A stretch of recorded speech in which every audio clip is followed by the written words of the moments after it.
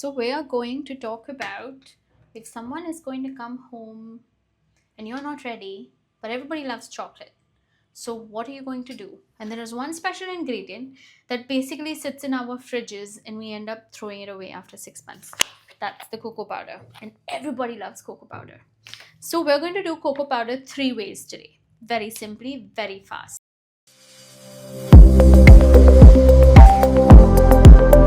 Here is my special ingredient for this episode, which is my cocoa powder. And we're now going to start making it 3 ways. The first thing we're going to do is make these gooey truffle balls. Who doesn't love gooey chocolate?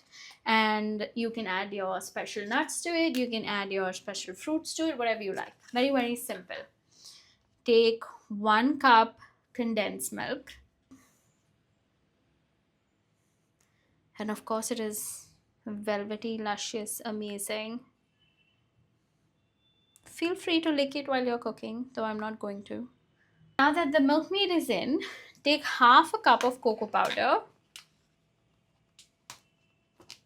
And this is unsweetened, so you can go ahead and add more condensed milk if you like. But remember, it is a 1:0.5 ratio, okay? And this is my sifting weapon. I love to sift. That's a tongue twister. I love to swift because then your cocoa powder is just a lot more velvety and your truffle balls will be velvety too. And it takes about a second. I think this is almost therapy. Clean it after. Now you mix it all up. See, it almost looks like cake batter. So good. Now you just have to literally put it in the fridge. That is everything ready for truffle balls, which is going into the chiller. Now, if someone's coming home who says, I want great dessert, or someone who has a sweet tooth, this is the second thing we're going to make with amazing cocoa. You can add whatever you like. I'm just going to teach you the tablespoon version of mug cake. Simple, gooey, soft. Okay, so we're going to take 4 tablespoons of flour, put everything in the sifting jar so that you can sift all of it together, which means you're just adding to the gooiness right from the beginning. And then 2 tablespoons of cocoa. And I'm doing it in a different vessel so that before it sort of goes into the mug, it's clean. You don't have to do the extra cleaning unless you want to make a mess. And then you do 2 tablespoons of sugar. I'm doing muscovado sugar. As you know, I already love it. I'm going to do a little extra because the cocoa is unsweetened and I like a little hint of sweetness at the back of my tongue when I'm doing mug cake, right? And there you go. You're going to sift everything together. It's going to fall together. Now, when just a little bit is left, add a pinch of baking powder.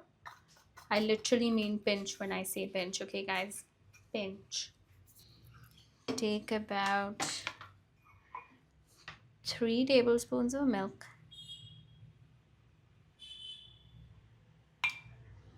If you need more, we can decide that later. But first just do 3. Otherwise your mixture is going to be too liquid, and because you're making it in the oven, it should not be liquid. And 1 tablespoon melted butter. I've already melted it and I've kept it ready. And now you whisk that. And it's creamy. And this is what your texture should look like. Right now you've got to scoop that up and put it in the mug. And I've chosen this mug today. Pause.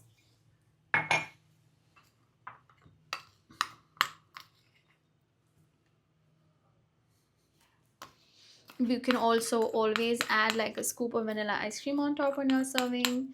Feel free to add chocolate chips if there are kids. Feel free to add chocolate chips if you just want to make the whole baking process a little fun if you're doing it with someone, or if it's just self-love. And this goes in the oven for not more than 90 seconds. Literally 90 seconds, okay?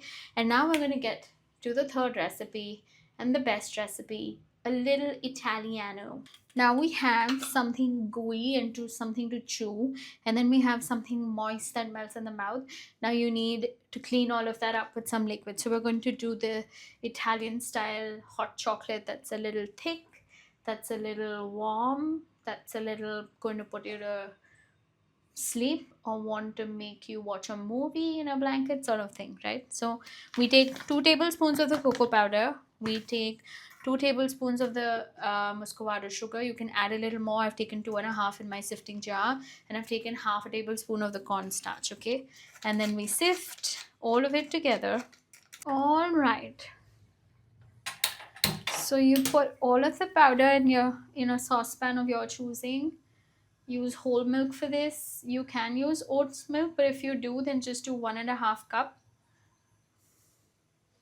If you do almond milk, try 1.5 and then sort of reduce it down to your consistency, right? Yes, this is that simple. All right. Now you pour the hot chocolate in your mug, and that's the color you want, which is almost like chocolatey, velvety. When you pour, you'll actually see like little purplish. Yes, it's supposed to be thick.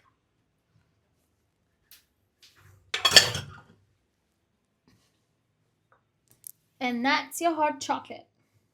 Okay, we have the hot chocolate, we have the truffle mixture, and we have the mug cake. Now, in the mug cake, you can put a knife, and if it comes out completely clean like ours, it is ready, right? Now, you can just loosen it up from the sides. If you feel like taking it out of the mug, if you feel like serving it in the mug with vanilla ice cream, you can do that.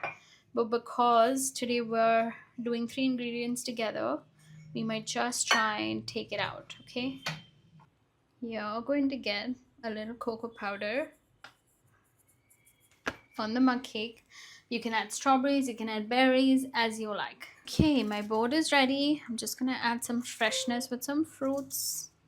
You can add strawberries, you can add blueberries, you can add whatever you like. You can also add more nuts. You can add almonds.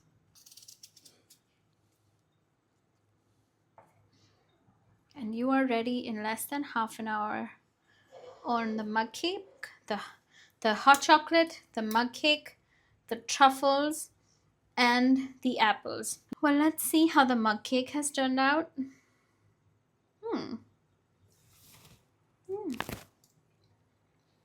It's nice and moist and crumbly, which is the texture you want. So I'm gonna go. My guests have arrived. My board is ready. Bye. 3 ways to do cocoa, don't forget it. Don't forget this beautiful ingredient in the back of your fridge, okay?